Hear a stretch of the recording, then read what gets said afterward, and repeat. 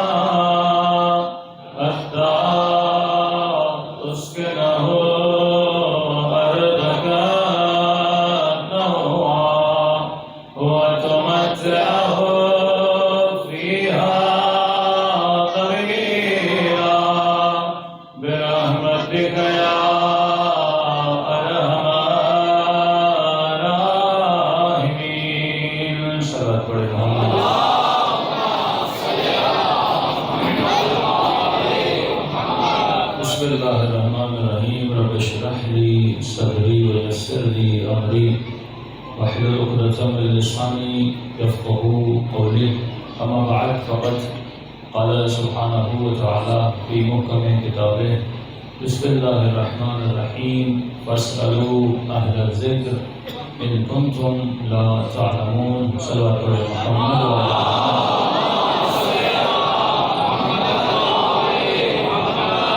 دعا ہے پروردگار عالم ہم سب کی عبادتیں عزاداریاں اپنی بارگاہ میں قبول فرمائے اور جس مقصد زندگی اور حیات کی خاطر یہ مجالس رکھی جاتی ہیں خدا ان مقاصد میں بھی ہم سب کو کامیابیاں نصیب فرمائے۔ دو فکر آپ کے سامنے موجود ہیں اور یہ انسان فیصلہ کرتا ہے کہ میں نے زندگی کس فکر کے مطابق گزارنی ہے۔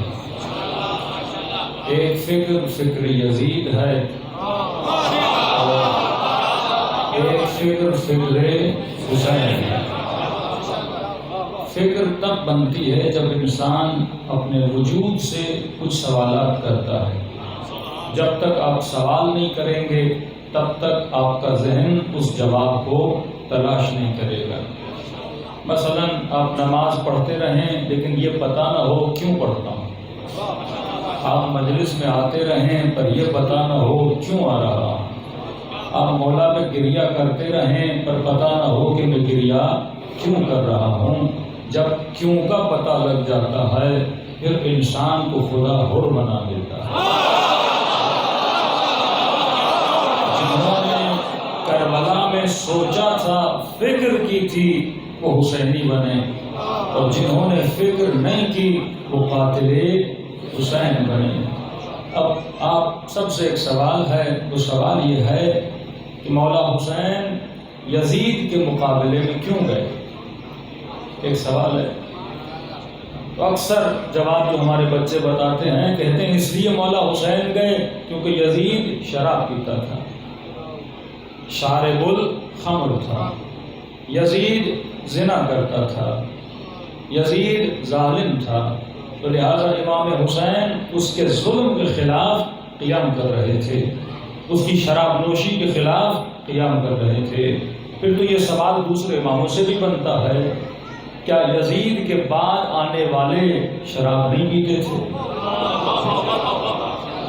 کیا یزید کے بعد آنے والے زانی نہیں تھے؟ کیا یزید کے بعد آنے والے ظالم نہیں تھے؟ پھر امام حسین کے بعد مولا زین العابدین نے قیام کیوں نہیں کیا؟ پھر پانچویں امام نے قیام کیوں نہیں کیا؟ پھر چھٹے امام نے تلوار کیوں نہیں اٹھائی؟ پھر ساتویں امام نے تلوار کیوں نہیں اٹھائی؟ اگر مسئلہ صرف یزید کا شراب پینا تھا تو اس زمانے سے لے کر اب تک جتنے حکمران آتے رہے، کیا وہ شرابی نہیں ہیں؟ کیا وہ زانی نہیں ہیں؟ پھر صرف امام حسین نے تلوار کیوں اٹھائی؟ دوسری بات، اگر مولا حسین یزید کے مقابلے میں گئے اور جبکہ مولا کو پتا تھا اس جنگ سے، اس لڑائی سے میں دنیا میں نہیں رہوں گا، قتل کر دیا جاؤں گا، تو کیا مولا حسین کے دنیا کے جانے سے یزید اپنی شراب بند کر دیتا، یزید اپنا ظلم بند کر دیتا؟ بلکہ امام حسین کے جانے سے اس نے تو اور مضبوط ہو جانا تھا۔ پھر مولا حسین کربلا کیوں گئے؟ دوسری بات، جبکہ یزید کو پتا بھی تھا کہ میں اگر حسین سے بیعت مانگوں گا تو حسین علی کا بیٹا کہ مر مٹنے کے لیے تیار ہو جائے گا لیکن کبھی میری بیعت نہیں کرے گا، پھر اس نے بیعت میں ضد کیوں کی؟ لوگ کہیں کیونکہ یزید کو حاکم بننا تھا اسی لیے مولا حسین سے بیعت مانگ رہا تھا۔ بھائی بیعت وہ مانگے جو حاکم نہ ہو، یزید تو پہلے سے حاکم بن چکا تھا، یزید کے باپ نے بصرے میں، مکے میں، مدینے میں سب سے آ کے اپنے بیٹے کی بیعت مانگ لی تھی، تو یزید کو کون سے ووٹ کی ضرورت؟ ووٹ کو تو اس کی ضرورت پڑتی ہے جو وزیر بننا چاہے، جو پہلے سے وزیر ہو اسے ووٹ کی کیا ضرورت ہے؟ یعنی ایک صرف امام حسین کی بیعت کے لیے اس نے آل رسول کا گھر اجاڑ دیا۔ کیا یزید کو یہ پتا نہیں تھا کہ اگر میں مولا حسین کو قتل کروں گا تو لوگ کیا بولیں گے، عوام کیا بولے گی؟ اور اگر حسین کو قتل کرتا، دشمنی مولا حسین سے تھی، پھر یزید نے امام حسین کے بعد مولا حسین کے اہل حرم کو اسیر کیوں کیا؟ دشمنی اگر آپ کی مجھ سے ہے تو آپ مجھے مار دیں، اچھا مارنا ہی تھا تو امام حسین کو قتل کرنا تھا نا، پھر سر قلم کرنا، نو کے نیزے پہ چڑھانا، 4 سالہ بچی کو تماچے مارنا، بیویوں کو اسیر بنانا، اسیر بنا کے مسلمانوں کی بازاروں میں گھمانا۔ کیا وہ یہ نہیں سمجھتا تھا کہ مسلمان میرے بارے میں کیا سوچیں گے، لوگوں میں میرے لیے کتنی نفرت پیدا ہوگی؟ وہ کون سا حکمران ہے جو عوام میں اپنی نفرت کو پیدا کرنا چاہے؟ تو سوال تو بنتا ہے یزید نے یہ سارا کام کیوں کیا جبکہ سارے کام سے نقصان حسین کو نہیں تھا، نقصان یزید کو تھا۔ اور اگر کوئی عوام سے یہ کہے کہ مولانا یزید بے وقوف تھا، یزید میں عقل نہیں تھی، تو یہ بات بھی غلط ہے۔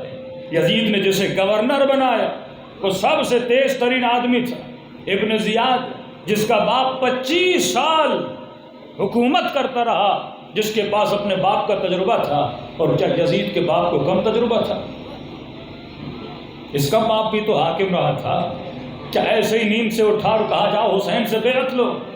کیا ایسے ہی اس نے بولا کہ جاؤ اہل حرم کو اسیر بناؤ؟ کیا ایسے ہی اس نے بولا کہ ان کی لاشوں پہ گھوڑے دوڑاؤ؟ کیا ایسے ہی اس نے بولا کہ اہل حرم کی چادروں کو لوٹو؟ ایسا نہیں تھا۔ ہاں وہ عقل نہیں تھی جو مولا علی بتاتے ہیں کہ العقل ما عبد به الرحمن، جو عقل مند ہوتا ہے وہ اپنی عقل سے اللہ کی اطاعت کرتا ہے، شیطان کی اطاعت نہیں کرتا۔ لیکن یزید کے پاس عقل دنیاوی تو تھی، وہ کم از کم آخرت کا نہیں سوچ رہا تھا تو اپنے دنیا کے نفع اور نقصان کا تو سوچ رہا تھا۔ پھر کیا ضرورت پڑی امام حسین کو قتل کرنے کی؟ اور قتل کرتا اتنا ظلم کیوں کیا؟ سر قلم کی نوک نیزہ پہ چڑھائے، چادریں لوٹی، اسیر بنا کے مسلمانوں کی بازاروں میں لے جایا گیا۔ یہ فرماتے جس کجاوے پہ، جس اونٹ پہ سیدہ زینب بیٹھی تھی، اس اونٹ کی گردن میں حضرت عباس کے سر کو لگا دیا تھا۔ کون کرتا ہے یہ؟ کیا سوچ تھی یزید کی، کیا فکر تھی یزید کی، کیا سوچ کے یزید یہ سب کچھ کر رہا تھا؟ ظلم اپنی جگہ، دشمنی اپنی جگہ، لیکن اتنا آل رسول کے گھرانے کو اسیر کر کے بازاروں میں لا کے 3 دن ان کو پیاسا رکھ کے ایسے زندان میں رکھنا جس میں چھت تک نہیں، کوئی تو وجہ ہوگی نا۔ اور دوسری طرف امام حسین ہے کہ جب مولا کو کہا جاتا ہے کہ مولا عبید اللہ ابن زبیر کہ حسین میں نے رسول سے سنا تھا کہ انہوں نے فرمایا کہ میرا ایک نواسا ہوگا جو بھیڑ کی طرح ذبح کر دیا جائے گا، مجھے خوف ہے کہ آپ جائیں گے یہ رسول کا فرمان آپ کے لیے نہ ہو۔ تو امام حسین نے فرمایا عبید اللہ تو باہر والا ہے، میں گھر والا ہوں، اگر تو نے یہ سنا ہوا ہے، مجھے نبی نے صاحب کچھ بتایا ہوا ہے کہ حسین تیرے ساتھ کیا کیا ہوگا۔ اور جب ابن عباس آیا اور اس نے کہا کہ حسین اگر جانا ہے تو چلے جائیے، لیکن اپنے ساتھ ماں بہنوں کو تو نہ لے جائیے، اکیلے جاتے ہیں۔ آپ کو پتا ہے یزید کیسا ہے؟ فرمایا میرا خدا دیکھنا چاہتا ہے کہ میری مائیں بہنیں میرے ساتھ چلیں، اور اگر خدا اس پہ راضی ہے تو حسین اس کی رضا پہ راضی ہے۔ مطلب مولا حسین کو بھی پتا تھا یزید کیا کرے گا، اور یزید کو بھی پتا تھا کہ حسین کیا کریں گے۔ اب سوال یہ ہے کہ یزید چاہتا کیا تھا؟ مسئلہ بیعت حسین کا نہیں تھا۔ اگر مسئلہ بیعت حسین ہوتا تو امام حسین کے بعد یزید امام زین العابدین سے بیعت کا مطالبہ کرتا، لیکن مولا زین العابدین سے اس نے مطالبہ نہیں کیا، سارا قافلہ مدینے بھیجا۔ مسئلہ یزید یہ تھا، یزید کا پلان یہ تھا۔ اگر اس کو سمجھو تو آج دشمن کے پلان کو سمجھو گے۔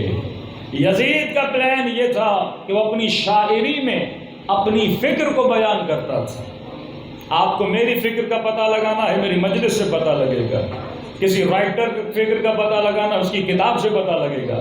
یزید شاعری کرتا تھا، اس کے شعروں میں اس کی فکر موجود ہے کہ کہتا تھا نہ کوئی قرآن آیا، نہ کوئی وحی آئی، نہ کوئی ملک ہے، نہ کوئی خدا ہے، یہ وہ ڈھونگ ہے جو بنی ہاشم نے رچایا ہوا ہے۔ نبی کے 50 سال جانے کے بعد یزید کا یہ پلان تھا کہ کوئی خدا نہیں، کوئی نبی نہیں، یہ منکر دین تھا۔ اب دین کا منکر بننا ہے تو اس کو ضروری تھی کہ یہ سب سے پہلے حسین سے بیعت کرے، اور جب مولا حسین اس کی بیعت کرتے تو گویا امام حسین نے یزید کی کیا کی؟ تائید کر لی، اور اس کے بعد یہ اعلان بولتا سارے اسلامی ممالک و بلاد میں کوئی خدا نہیں، کوئی نبی نہیں، واپس بت پرست بن جاؤ۔ یہ سارا ڈھونگ تھا، یہ سب جھوٹ تھا۔ اور لوگ کہتے کیسے بول رہے ہو؟ تو بولتا میری تائید میں تو جو اسی نبی کے نواسے نے میری بیعت کی ہے، اگر میں جھوٹ بولتا تو وہ میری بیعت نہ کرتا۔ دوسرا پلان اس کا یہ تھا، یا حسین بیعت کرے گا، حسین یا بیعت نہیں کرے گا۔ خط لکھا اگر بیعت نہ کرے تو حسین ابن علی کا سر قلم کر دینا، اگر بیعت نہیں کی۔ اچھا سر قلم کرنے سے کیا مسلمان کافر بن جاتے؟ کہا ہاں، ایک کام ایسا کروں گا کہ مسلمانوں کا ایمان خدا پہ ختم ہو جائے گا، کیسا کام کروں گا؟ اتنا ظلم کروں گا، اتنا ظلم کروں گا، سروں کو کاٹ کے نوک نیزہ پہ رکھوں گا، ان کی لاشوں پہ گھوڑے دوڑاؤں گا، اہل حرم کو اسیر کروں گا، ان کی چادروں کو لوٹوں گا، ان کو بازاروں میں لاؤں گا۔ اور یہی مسلمان جو اپنے نبی کا کلمہ پڑھتے ہیں، جب یہ دیکھیں گے کہ محمد رسول اللہ کا نواسہ اور اس کا سر نوک نیزہ پر ہے، تو یہ اندر سے آواز دیں گے، اگر کوئی خدا ہوتا، اگر کوئی خدا ہوتا تو اپنے نبی کے نواسے کو بچاتا۔ مطلب کوئی خدا نہیں ہے جو اتنے ظلم پہ خاموش ہے، مطلب ہے ہی نہیں وہ۔ اہل حرم کو اسیر کروں گا، کھلے بازار میں لاؤں گا۔ یہ کون ہیں؟ کس کی نواسیاں ہیں؟ محمد کی نواسیاں ہیں۔ اگر کوئی خدا ہوتا تو حسین کو بچاتا۔ شبیہ رسول علی اکبر، سینے میں برچھی ماری، سر قلم کیا، خلقن و خلقا، جب چلتے تھے تو نبی لگتے تھے، جب بات کرتے تھے تو نبی لگتے تھے۔ آج 1400 سال کے بعد ایک پلاسٹک کا گلاس ہو، ایک ٹیشو پیپر ہو، اس پہ مکہ اور مدینہ کی تصویر چھاپو اور کسی مسلمان کو بولو اس پہ پاؤں رکھو، کہے گا مر جاؤں گا۔ پر نبی کی تصویر جو ایک ٹیشو پیپر پر ہے اس پہ پاؤں نہیں رکھوں گا۔ اکبر شبیہ رسول، اس کے اوپر گھوڑے دوڑائے گئے، نوک نیزہ پہ رکھا گیا۔ اور زینب بولتی تھی خلقن و خلقا، ارے جس نے محمد کی زیارت کرنی ہے میرے اکبر کے چہرے کو دیکھے۔ لوگوں کا ایمان ڈگمگا گیا۔ اگر کوئی خدا ہوتا جو اسی اللہ کے نبی کے نواسے ہیں اور ان کے ساتھ اتنی بہترامی، اور اللہ کچھ بھی نہیں کر رہا، مطلب کوئی خدا نہیں۔ کہ اتنا ظلم کرو کہ لوگوں کا عقیدہ کیا ہو جائے؟ تباہ ہو جائے۔ بھائی جیسے آج کل بارشیں ہو رہی ہیں نا، تباہیاں ہو رہی ہیں نا، لوگ مر رہے ہیں نا، تو جو کمزور عقیدے لوگ ہیں وہ کیا بولتے ہیں؟ اگر خدا ہوتا ہم مسلمانوں کو بچاتا۔ ہاں، عقیدہ کمزور ہوتا ہے کہ نہیں ہوتا؟ اگر مولا ہوتے میری مدد کرتے، دیکھ بھی رہے ہیں اور مدد نہیں کر رہے۔ تو حسین نے کمزور عقیدے والوں کو جواب دیا کربلا میں۔ اتنا ظلم ہوا حسین پر، حسین نے کبھی نہیں کہا اگر خدا ہوتا۔ ایک ہی جملہ تھا، رضن برضا و تسلیما لامر لا معبود سواک یا غیاث المستغیثین۔ اور سیدہ زینب کے اس جملے پہ غور کرنا، یزید نے پورا پلان بنایا، جتنا ظلم کر سکتے ہو کرو تاکہ مسلمانوں کے ذہنوں میں اللہ پر شک پیدا ہو، دین پر شک پیدا ہو۔ اگر خدا ہوتا تو اپنے وارث دین کو بچاتا۔ اور اسی دربار میں عوام کھڑی ہے، اور جب اس نے کہا کہ زینب علی کی بیٹی، الیاذ باللہ، خدا نے تجھے رسوا کیا ہے، تیرے بھائی مارے، تیرے بیٹے مارے، آج تیرے ہاتھوں میں رسیہ ہے، تو بی بی نے اللہ پر ایمان کو اتنا مضبوط کر دیا اور اس کے سارے پلان پہ مٹی پھیر دی۔ سیدہ فرماتی ہے تو کس خدا کی بات کر رہا ہے؟ زینب نے تو یہ کچھ بھی ایسا نہیں دیکھا۔ فرمایا ما رأیت الا جمیلا، تو رسوائی کی بات کر رہا ہے۔ زینب نے رب سے حسن کے علاوہ کچھ بھی نہیں دیکھا۔ میں نے اپنے خدا سے حسن کے علاوہ کچھ بھی نہیں دیکھا۔ اب سمجھ رہے ہو امام حسین کی وصیت کہ سیدہ زینب، اے میری بہن، حسین کو نماز شب میں یاد رکھنا۔ مطلب اس کا پلان یہ ہے کہ لوگ خدا سے ہٹ جائیں تو پورے سفر میں نماز پڑھ کے بتانا کوئی خدا ہے۔ جب کوئی پتھر مارتا تھا اور کہتا تھا یہ باغی کی بہن ہے، کہتی تھی پتھر مار پر میرے حسین کو باغی نہ بول، یہ نمازی تھا۔ جگہ جگہ توحید اور خدا کے عقیدے کو، یعنی یزید کے پلان کو زینب باطل کرتی رہی۔ اب آپ کے ذہن میں سوال آئے گا، حسین کا نقشہ کیا تھا؟ یہ تو یزید کا ایک نقشہ تھا نا، لیکن امام حسین کا پلان کیا تھا؟ کیا سوچ کے کربلا گئے؟ کیا سوچ کے یزید کو شکست دینے گئے؟ کیا سوچ کے یزید کی فکر کو شکست دینے گئے؟ امام حسین قرآنی اصولوں پر قائم تھے۔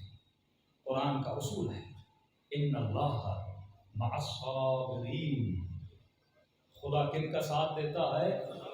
صابر کرنے والوں کا۔ حسین کا اس اصول پر ایمان تھا۔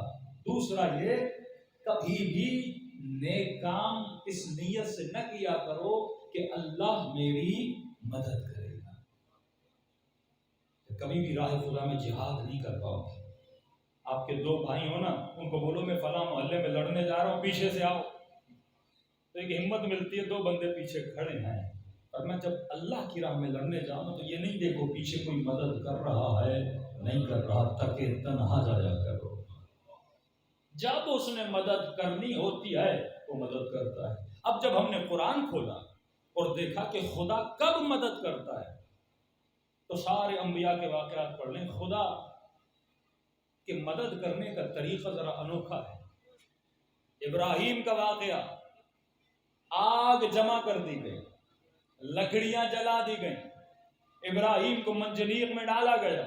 اے خدا تو نے پاکستان میں اتنی بارش برسا دی، تو نمرود کی آگ پہ بارش برسا دیتا. لیکن نہ آندھی آئی نہ بارش برسی. اللہ نے کہا میرا اصول ہے خرچہ دشمن کا ہوگا. اللہ سے بڑا تو کوئی ہوشیار نہیں ہے نا. کہیے میرا اصول ہے خرچہ دشمن کا، جلسہ دشمن کا، لوگ دشمن بلائے گا، لکڑیاں دشمن جمع کرے گا، آگ دشمن لگائے گا، فتح میری ہوگی. یہ ایسا ہے کہ نون لیگ جلسہ کرے، نعرہ مخالف کا وہاں لگ جائے. کبھی کبھی ہوتا ہے نا ایسا. مطلب سارا خرچہ ان سے کرواؤں گا، لکڑیاں وہ جمع کریں گے، آگ وہ جلائیں گے، منجنیق وہ لائیں گے. اور جبرائیل نے کہا ابراہیم اللہ سے مدد مانگ. کہ جبرائیل تو دیکھ رہا ہے، کیا وہ نہیں دیکھ رہا؟ یہ انبیاء کا نظریہ ہے. ہم راہ خدا میں جہاں تک جا سکتے ہیں جائیں گے، بقائے دین کے لیے جتنی قربانی دے سکتے ہیں دیں گے. اب اس کی مرضی ہے وہ کب مدد کرتا ہے، یہ ہم اس سے پوچھتے نہیں ہیں. اور خدا کی مدد کرنے کا طریقہ دیکھیے، نہ آگ کو بجھایا، نہ آندھی آئی، نہ تیز ہوائیں آئیں. کہا یا نارو کونی بردن و سلاما. آگ کو یہ بھی نہیں کہا کہ بجھ جاؤ، کہا تو جلتی رہے پر ابراہیم نہ جلے.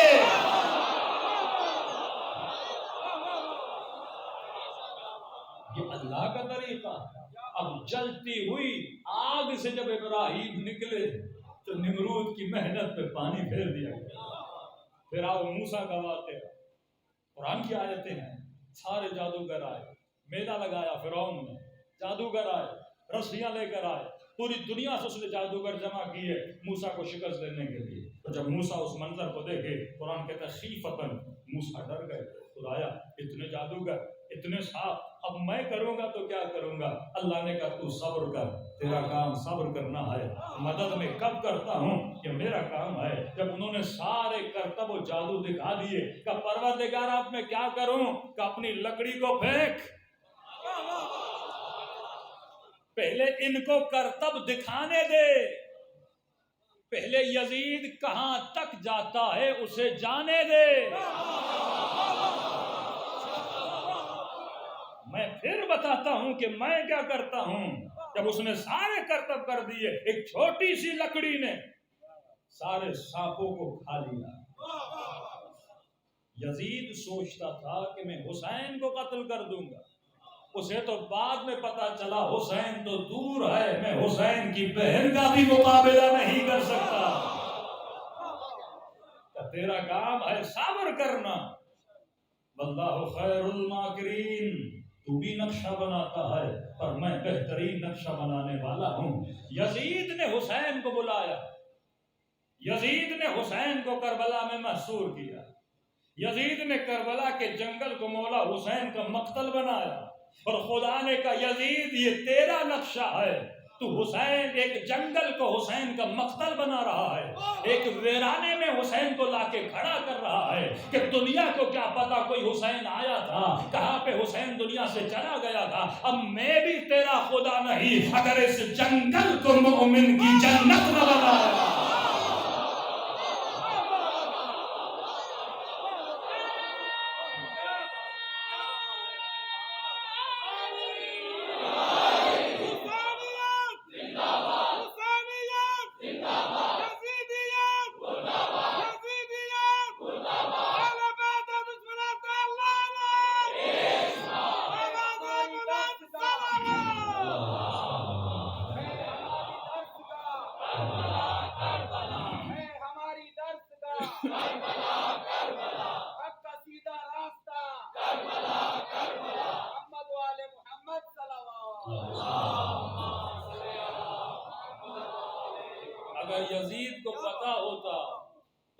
بھی مولا حسین کو کربلا میں نہ روکتا.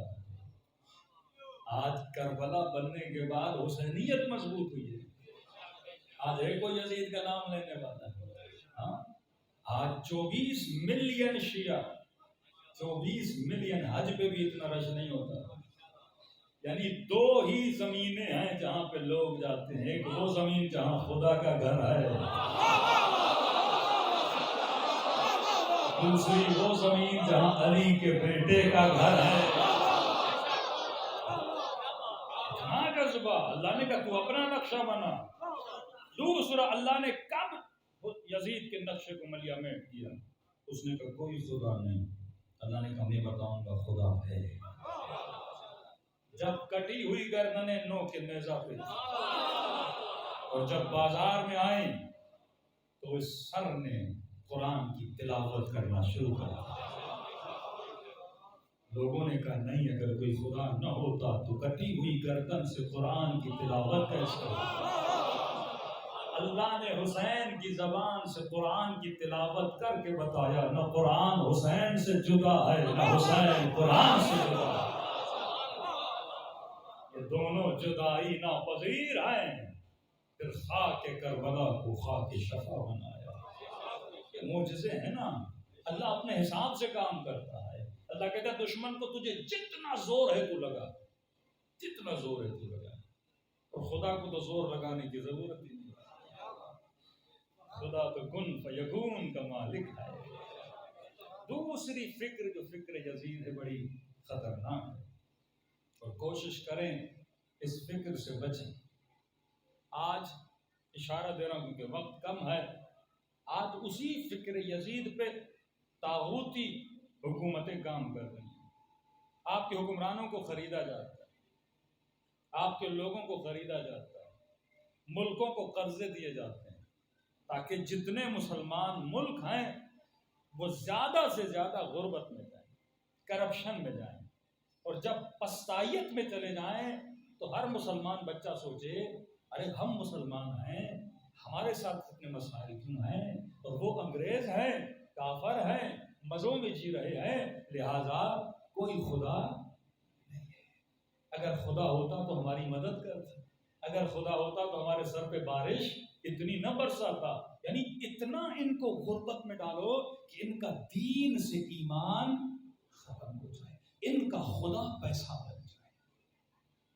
یہ مال کے لیے اللہ کی کیونکہ جب خدا سے آپ کا ایمان ختم ہو گیا نا پھر آپ بولو گے سب کچھ کیا ہے؟ پیسہ. انگریز بھی شراب پیتا ہے، زنا کرتا ہے، سب کچھ کرتا ہے، اس پہ کوئی عذاب نہیں ہے. اور میں نماز بھی پڑھوں، سب کچھ کروں، مجلس میں بھی آؤں، اور ساری غربت و پریشانیاں میرے سر پر ہے، لہٰذا کوئی خدا نہیں ہے. اب ظاہری طور پہ میں ہلکا پھلکا کلمہ پڑھوں گا اور آگے مال کمانے کے لیے، گناہ کرنے کے لیے اب خوف خدا میرے دل سے کیا ہو جائے گا؟ ختم ہو جائے گا. فکر حسین دیکھو، فکر حسین. آپ کے پاس ایک شاندار ماضی ہے کربلا کے نام سے. یہ جو بات کر رہا ہوں شیعہ سنی دونوں میں، سارے مسلمانوں کے پاس کربلا کے واقعے جیسا ایک واقعہ ہے جس میں صبر، استقامت، توحید کا نعرہ بلند کرنا، دین پہ اپنی جان کو دینا. اور سارے کتب شیعہ سنی میں لکھا ہوا ہے کہ آپ کا مستقبل بھی بڑا شاندار ہے، کیونکہ مستقبل میں شیعہ سنی سب مانتے ہیں کہ اسی مولا حسین کا بیٹا حضرت مہدی ظہور کرے گا. اس میں کوئی اختلاف نہیں ہے. سب کہتے ہیں ایک آئے گا نسل حسین سے اور پوری کائنات میں عدل و انصاف کو کیا کرے گا؟ نافذ کرے گا. بہترین ماضی، استقامت والا، مستقبل بھی آپ کا ہے. اب سوال یہ ہے میں اپنے حال کو ابھی کیسا گزار رہا ہوں؟ کیا میں اس مستقبل کی تیاری کر رہا ہوں؟ کیا ماضی والی استقامت میرے اندر ہے؟ 2 جملوں میں بیان کروں گا. فکر حسین کیا ہے؟ رضا رضا و تسلیماً امرے. ہم سب خدا کو مانتے ہیں، یزید سے لے کر شمر سے لے کر ابن سعد. اگر ان سب سے پوچھتے اللہ کو مانتے ہو؟ کہتے ہم اللہ کو مانتے ہیں. آج پاکستان میں کسی ڈانسر، کسی سنگر، کسی نشائی، کسی شرابی، کسی موالی سے پوچھو گے نا خدا کو مانتے ہو؟ بولے گا الحمدللہ میں اللہ کو مانتا ہوں، یہ اللہ کو مانتی ہوں. کوئی حکمران یہ نہیں بولتا میں اللہ کو نہیں مانتا. ایشو اللہ کے ماننے کا نہیں تھا، ایشو یہ تھا جو امام حسین نے بیان کیا. یہاں لشکر یزید، یہاں لشکر حسین. لشکر یزید کہتا تھا ہم اللہ کو مانتے ہیں لیکن ہمیں اپنی زندگی میں کیا کرنا ہے یہ ہم اللہ سے نہیں پوچھیں گے. فکر حسین یہ تھی کہ اے خدا ہم تجھے مانتے ہیں اور اپنی زندگی میں ہمیں کیا کرنا ہے وہ بھی ہم تجھ سے پوچھیں گے. یعنی علی کا شیعہ، حسین کا شیعہ، امام زمانہ کا ماننے والا، رسول کا ماننے والا، کلمہ پڑھنے والا یہ کہے کہ خدا میں تجھے تو مانتا ہوں لیکن مجھے اپنے بیٹے کی شادی یا بیٹی کی شادی کیسے کرنی ہے یہ میں تجھ سے نہیں پوچھوں گا، وہ میں اپنی مرضی سے کروں گا. مجھے مال کیسے کمانا ہے یہ تجھ سے نہیں پوچھوں گا. اے خدا میری زندگی میں الیاذ باللہ بیچ میں نہ آیا کرو. مجھے کیا کرنا ہے، کیا کھانا ہے، کیا دیکھنا ہے، کیا پینا ہے، کیا پہننا ہے، کس سے دوستی کرنی ہے، کس سے شادی کرنی ہے یہ تو نہیں بتائے گا، یہ میری مرضی چلے گی. اللہ کی آواز آئی شیطان بھی مجھے مانتا تھا پر میری مرضی کو نہیں مانتا تھا. اگر تو 90% خدا کی سنے 10% اپنی چلائے پھر بھی تیرے اندر 10% فکر یزید ہے. اگر تو 99% اللہ کی سنے 1% اپنی چلائے پھر بھی 1% تیرے اندر فکر یزید ہے. حسین کی فکر یہ ہے 100% اللہ کی مانو تو مقام رضا پر ہو. تسلیماً لامرہ، رب کے سامنے تسلیم ہو جانا. الحمدللہ رب العالمین. خدا کہتا ہے مجھے اللہ مانا ہے تو مجھے رب بھی مانا. ایک نوجوان کو میں نے کہا کہ داڑھی کیوں نہیں رکھتے؟ میں کہا مولانا بیوی کو اچھی نہیں لگتی. تو میں نے کہا مولا حسین کا نعرہ تھا رضن برضا، تیرا نعرہ ہے رضن برضا بیوی. مطلب سب اللہ کی سنوں گا، یہاں بیوی کی سنوں گا، یہاں لوگوں کی سنوں گا، یہاں دوستوں کی سنوں گا، یہاں نفس کی سنوں گا، یہاں شہوت کی سنوں گا. تو مولا فرماتے ہیں اپنے وجود کو گدھا نہ بنایا کر. گدھا سمجھتے ہو کیا ہوتا ہے؟ سورہ جمعہ پڑھو، اللہ کہتا ہے باز کی مثال گدھے کی طرح. فرق انسان اور حیوان یہ ہے کہ حیوان کے اندر سیکھنے کی صلاحیت نہیں ہے، انسان کے اندر سیکھنے کی صلاحیت ہے. قرآن کہتا ہے بعض لوگ گدھے کی طرح ہے. کیا مطلب؟ یعنی گدھے کے اوپر نہج البلاغہ رکھو، قرآن رکھو، فرامین اہل بیت رکھو، مجلس میں لا کے اسے بٹھا دو، گدھا پھر بھی گدھا رہتا ہے. اور سمجھاؤں بچوں کے لیے، آپ ایک گدھا میرے گھر بھیج دیجئے، ایک گدھا میرے گھر بھیج دیجئے اور دوسرا گدھا کسی عام سا بندہ دکاندار ہے اس کے گھر بھیج دیجئے. اب توقع یہ نہیں کریے گا کہ مولانا جب ایک گدھا چھوٹا تھا ہم آپ کے گھر چھوڑ کے گئے تھے، اب ہم 5 سال کے بعد گدھے کو لینے آئے ہیں تو 5 سال ایک مولوی کے ساتھ گدھا رہا ہے تو کم از کم آدھا مولوی تو بن گیا ہوگا. ایسا ہو سکتا ہے؟ گدھا عالم کے ساتھ رہے یا جاہل کے ساتھ رہے.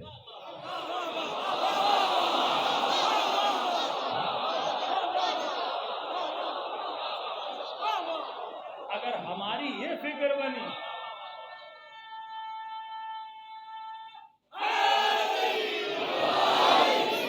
ہم یہ فکر دوسرے مسلمانوں کی، علی نے جو فکر دی، مولا فرماتے ہیں جو سیکھنے کی صلاحیت نہیں رکھتا کل حمار ہے، گدھے کی طرح. اب یہ نہیں کہ کوئی کسی کے ساتھ رہا تو مقدس بن گیا.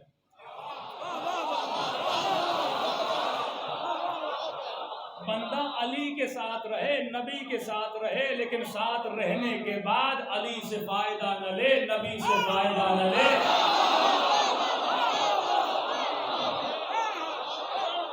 یہ قرآن کہتا اس میں اور گدھے میں کوئی فرق نہیں ہے، کیونکہ حیوان میں سیکھنے کی صلاحیت نہیں ہے. اب میرے جملوں پہ اعتراض نہ کرنا اور برا بھی نہ لگے. ایک بندہ 10 سال حسین کی مجلس میں آئے اور ویسے کا ویسا رہے، تو جب مجلس سے باہر نکلے نا گلی میں کوئی گدھا نظر آ جائے تو بولنا میں بھی تیرے ہی جیسا ہوں۔ جو تربیت کی صلاحیت نہ رکھے، جو خود کو بنانے کی صلاحیت نہ رکھے، جو اپنی اصلاح نہ کرے، 10 لوگ بولے بھائی آپ میں غصہ ہے، آپ غصہ کرتے ہو، 10 سال گزر جائیں غصہ وہی کا وہی رہے، تجھ میں اور گدھے میں کوئی فرق نہیں۔ تو اپنی اصلاح نہیں کر پا رہا، آنکھوں پہ کنٹرول نہ کرے، شکم پہ کنٹرول نہ کرے، اعضائے نگاہ پہ کنٹرول نہ کرے۔ بھائی میدان جنگ میں یہ واقعہ سنتے ہو تو کچھ تو سیکھو۔ علی نے مسلمانوں کو کیا پیغام دیا؟ علی کے چہرے پہ لعاب دہن پھینکا۔ علی ہے یہ، امام ہے یہ، مشکل کشا ہے، فاتح خیبر ہے، یہ چاہتا تو سر قلم کر دیتا، لیکن علی کھڑے ہو گئے، چہل قدمی کی، اور علی نے ثبوت دیا جو غصے پہ کنٹرول نہیں کرتا وہ حیوان ہوتا ہے، اور جو غصے پہ کنٹرول کرتا ہے وہ علی ہوتا ہے۔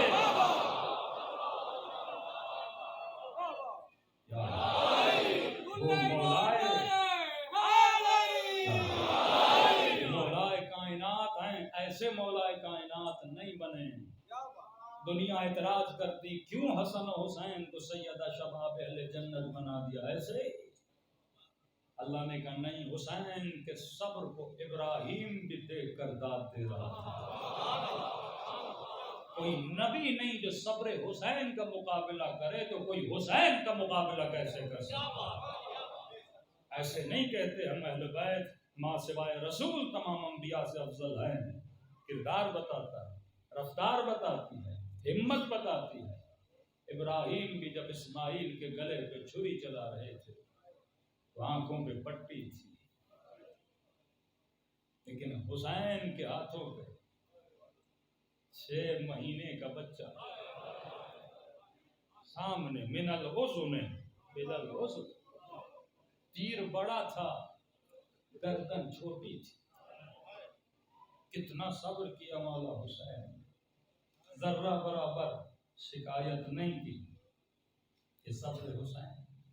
آپ سب 40 پہ جائیں گے، ایک ایرانی قافلہ 40 پہ گیا، کہا کہ سارے لوگ منتیں کر رہے تھے ہمارے گھر آؤ، ہمارے گھر آؤ۔ ایک بوڑھے سے ملے تو روتے تو سب ہیں، لیکن اس بوڑھے کے رونے میں ہمیں تعجب ہوا کہ یہ رو نہیں رہا تھا، ایسے لگ رہا تھا کہ جس طرح کسی کی آنکھوں سے پانی کا فوارہ نکل رہا ہے۔ عجیب طریقے سے اس کی آنکھوں سے آنسو نکل رہے تھے، اور اتنی شدت سے نکل رہے تھے کہ وہ آنسو ہمارے چہرے پہ لگ بھی رہے تھے۔ کہا میں منت کرتا ہوں میرے گھر آ جاؤ، حسین کے ظاہر ہو، 70 سال کا بوڑھا۔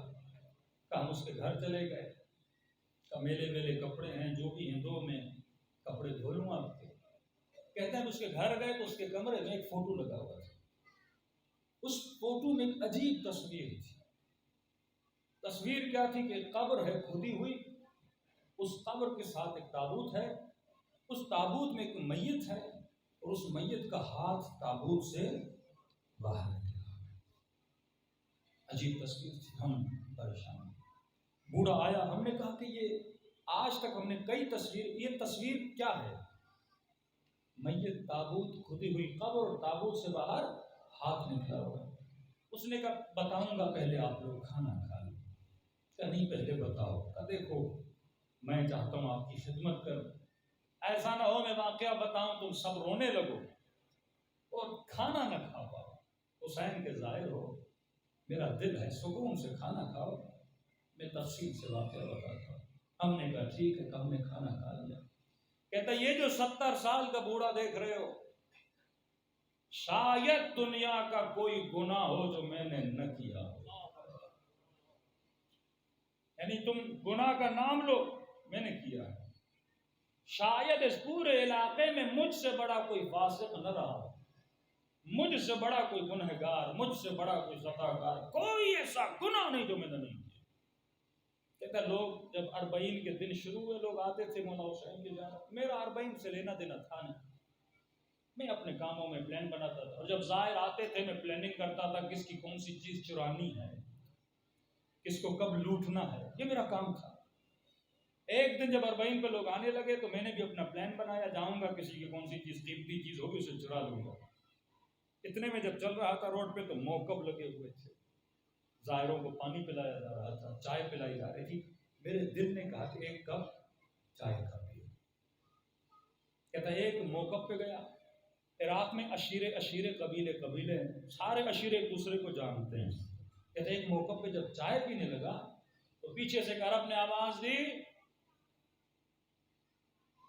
کہ یہاں سے ہٹ جاؤ۔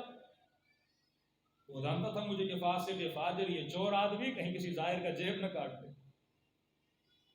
مجھے اس نے ڈانٹ کے جھڑک کے کہا کہ تم یہاں کیا کر رہے ہو، آگے بڑھ جاؤ، زیادہ دیر یہاں کھڑے نہ رہو، لوگ کیا بولیں گے ہمارے موقف میں ایک چور کھڑا ہوا ہے، ایک فاسق کھڑا ہوا ہے۔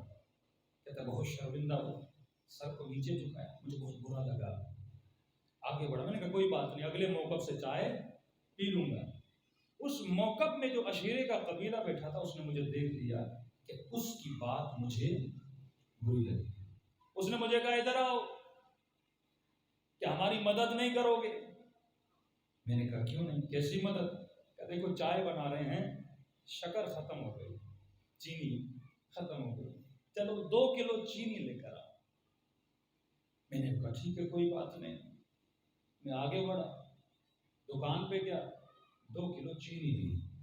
جب آ رہا تھا تو ایک موقع پہ چائے چل رہی تھی، میں نے کہا چائے پی لوں، تو وہاں میں نے چائے پینا شروع کی۔ اس موقع والے نے میرے ہاتھ میں چینی دیکھی، اس نے چینی اٹھائی اور لوگوں کو بولا کہ بھائی چینی ختم ہو گئی، یہ مولا کا کوئی عزادار ہے، چینی لایا ہے۔ اب کہتا میں کیا بتاتا، میں یہ چینی آپ کے لیے نہیں لایا، اگلے موقع کے لیے لایا ہوں۔ لیکن شرم آئی، میں نے کہا کیا بولوں اس سے؟ میں نے کہا چلو دوسری 2 کلو چینی لے لیتا ہوں۔ اب جب دوسری 2 کلو چینی لینے گیا تو بیچ راستے میں قضاء الہی کا بلاوا آیا، میری روح نکل گئی بدن سے، زمین پہ گر پڑا۔ اب دیکھ رہا ہوں بدن زمین پر، اللہ کا بلاوا آئے تو بتا کر تو نہیں آتا نا، سیکنڈ لگتے ہیں۔ اس شدت بھری گرمی میں پتہ نہیں کیا ہوا، زمین پہ گرا۔ اب دیکھ رہا ہوں میری روح نکل گئی اور بدن زمین پر پڑا ہوا۔ لوگ آئے دوڑے دوڑے، کسی نے کہا زندہ ہے، بے ہوش ہو گیا، پانی لگائے، میری نبض چیک کی، یہ تو مر چکا ہے۔ مجھے اٹھایا انہوں نے، غسل دیا، کفن دیا۔ میرے جنازے کو کاندھا دینے والا بھی کوئی نہیں تھا۔ فاسق، فاجر، گنہگار۔ 4 لوگ میرے رشتہ داروں سے آئے، مجھے کاندھا لے کر قبرستان لے گئے۔ کہ جیسے قبرستان میں کھدی ہوئی قبر کو دیکھا، اپنے تابوت کو دیکھا، میں نے کہا تیرا قصہ ختم ہو گیا، یہ تو سچی تو مر گیا ہے۔ اب قبر میں اتارنے کی باری تھی اور قبر کو ڈھانپنے کی باری تھی۔ کہتا میں تو اللہ کے ملک دیکھ رہا تھا، عذاب کے فرشتے ہاتھوں میں گوشت لیے ہوئے، بس دیر تھی مجھے ڈالا جائے اور مجھ پہ عذاب کرنا شروع کر دیا۔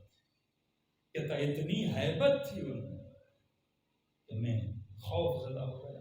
بس اب قبر کا دروازہ بند ہوگا اور عذاب الہی شروع ہو جائے گا۔ کہ ایسی خوف کے عالم میں تھا کہ پیچھے سے ایک آواز آئی، مڑ کے دیکھا تو مولا حسین۔ ملائکوں کو امام نے مخاطب کیا، کیوں اتنی ہیبت سے میرے دوست کو ڈرا رہے ہو؟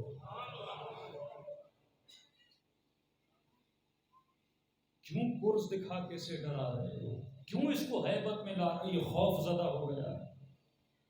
ملائکوں نے کہا مولا آپ کا دوست، اس میں تو دور دور تک آپ کے کردار کی خوشبو ہی نہیں ہے، یہ فاسق، یہ فاجر، یہ بدبخت آپ کا دوست کیسے ہو سکتا ہے؟ امام نے کہا اگر دوست نہ ہوتا تو 2 کلو چینی میری نیاز کے لیے نہ دیتا۔ مولا 2 کلو چینی، مولا اس کے بڑے گنہگار ہیں۔ کہ حسین نے کہا کہ اس کا نام اعمال نکالو، اور ہر 2 کلو چینی کے اندر جتنے دانے تھے، ایک ایک دانے کے عوض اس کا ایک ایک گناہ معاف کرو۔ کہتا ہے میں اتنا گنہگار تھا، وہ سارے دانوں کے عوض گناہ کم کیے گئے، پھر بھی میرے گناہ زیادہ تھے۔ ملائکوں نے کہا مولا اب بھی گناہ زیادہ ہیں۔ کہا 2 کلو اور لینے گیا تھا، نیت کرنے گیا تھا، وہ بھی کم کرو۔ کب وہ بھی کم کیا، پھر بھی دیکھا نام اعمال میں گناہ زیادہ تھے، کہ مولا اب بھی زیادہ ہے۔ حسین نے کہا اور جتنے کلو کی ضرورت ہے وہ حسین اپنی طرف سے ڈالے گا۔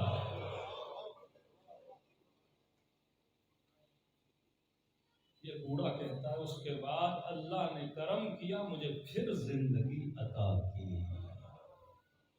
تب سے لے کر آج تک حسین کا خادم بن چکا۔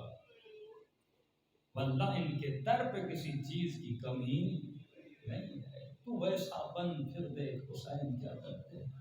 بیمار مولا کا ظاہر تھا، امام نے فرمایا ظاہر اگر تو چاہتا ہے خدا تجھے شفا دے، خدا کو میری سکینی کا واسطہ دیا جائے۔ امام زمانہ فرماتے مرعشی میرے شیعوں کو بولو اگر دعا کرنی ہے تو اللہ کو 2 واسطے دیا کر، ایک میری بھوکی زینب کا واسطہ، ایک میری ننھی سی سکینہ کا واسطہ۔ دلوں کو کربلا لے جائیں، سلام کریں اپنے مولا کی مظلومیت، اور شکر خدا کرے خدا نے ایسے کریم امام دیے، اور وعدہ کریں کہ خدا تجھے بھی مانیں گے تیرے حکم کو بھی مانیں گے، حسین تجھے بھی مانیں گے تیرے حکم کو بھی مانیں گے۔ اگر حکم کی تعمیل پہ آتے ہو تو بندہ حر بن جاتا ہے، اور جب حر بنتا ہے تو حسین اپنے ہاتھوں سے اپنی اماں زہرا کا رومال بھی باندھتے ہیں۔ اتنے کریم ہے، وقت میں گنجائش نہیں، سینکڑوں واقعات ہیں امام حسین کے، بس دعا کیا کریں کہ خدا ہم سب سے ہمارے امام کو راضی کرے اور ایسا بنائے کہ امام زمانہ ہمیں دیکھ کے خوش ہو، دلوں کو کربلا لے جائیں، سلام کریں اپنے مولا کی مظلومیت پہ۔ السلام علی الحسین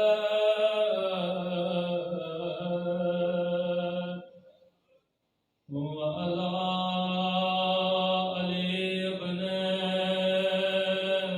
الحسین وعلی اولاد الحسین وعلی اصحاب الحسین۔ سب مل کے بلند آواز سے السلام علی الحسین وعلی علی ابن وعلی اولاد الحسین وعلی اصحاب۔ میرا سلام ہو زینب کی لٹی ہوئی چادر پہ،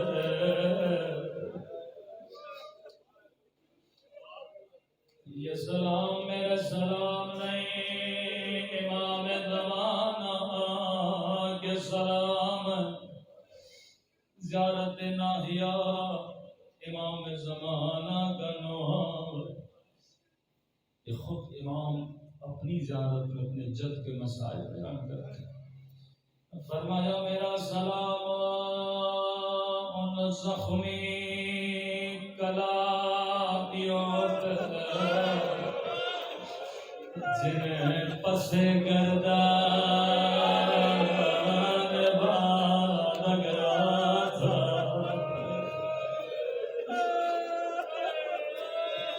زندگی میں ہر نوحہ کا نوحہ سنتے ہو، لیکن کبھی امام زمانہ کا نام سنا کرو. فرمایا میرا سلام ان زخمی کلاریوں پہ جنہیں پسے گردان باندھ گیا تھا. پھر فرمایا میرا سلام ان ننھے سے رخسار پہ جن کا رنگ بدل گیا. یہ نہیں کہا جن کا رنگ بدل گیا بلکہ بدلتا رہا. کبھی ظالم کے تماچوں نے رنگ نیلا کیا, کبھی ظالم کے تماچوں نے رنگ کالا کیا. جب سکینہ کربلا میں تھی تو رخساروں کا رنگ اور تھا. جب یہ بچی شام پہنچی رخساروں کا رنگ بدل گیا. اگلا سلام بڑا درد بھرا سلام ہے.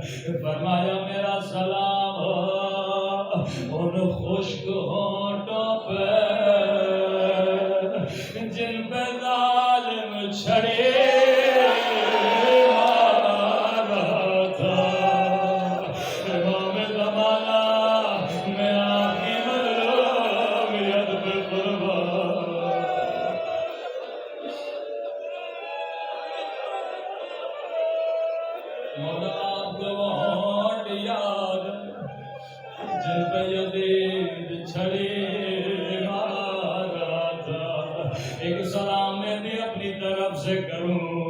امام زمانہ آپ کو بہت یاد ہے.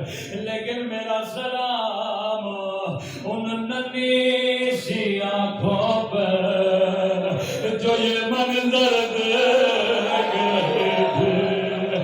واللہ کسی بچی کو بابا کی کبھی گردن نہ دکھا.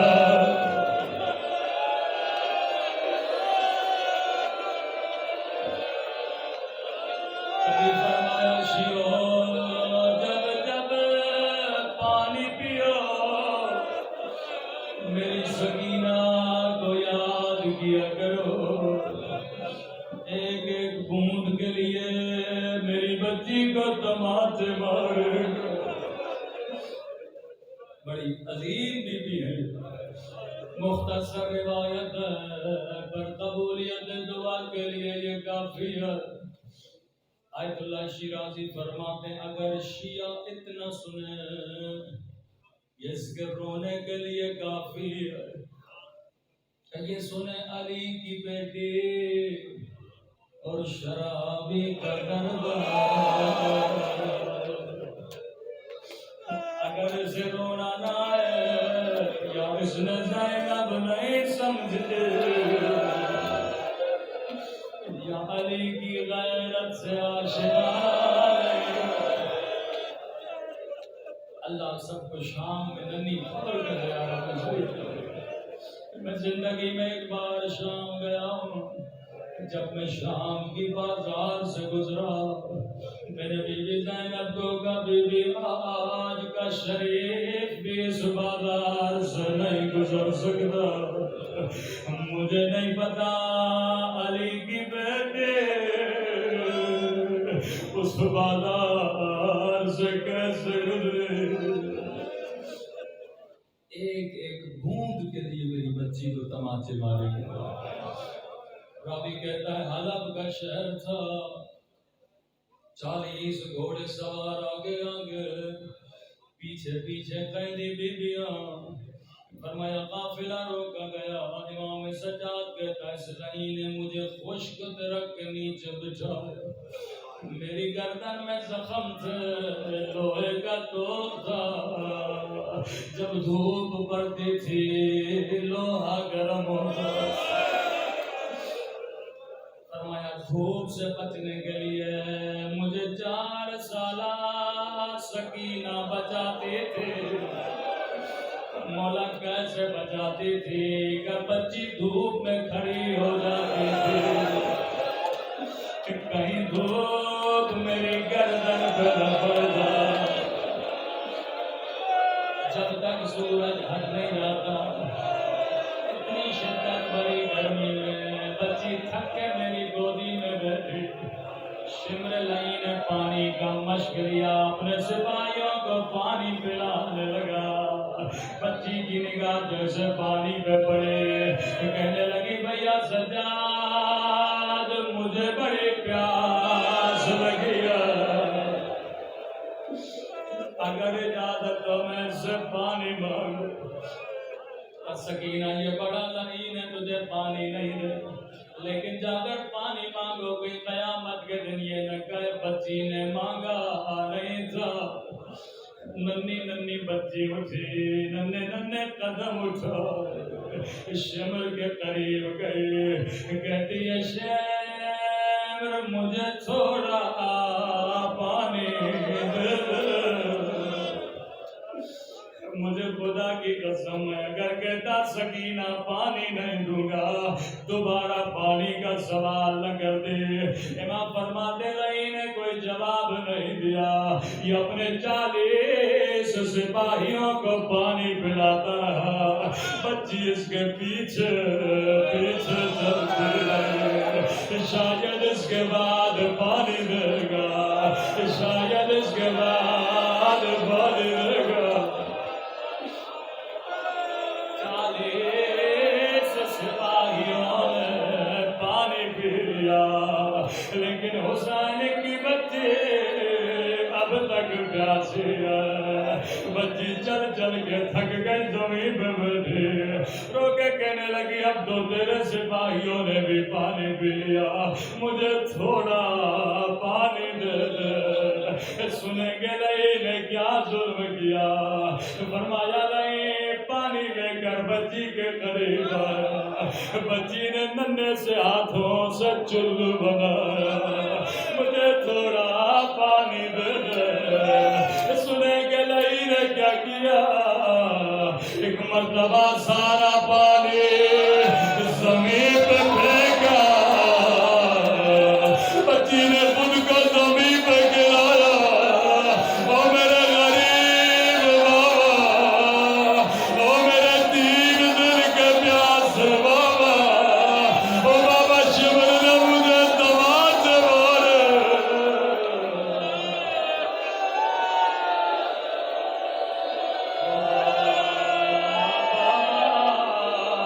میرے غریب بابا، سکینہ زندہ رہنا نہیں چاہتا۔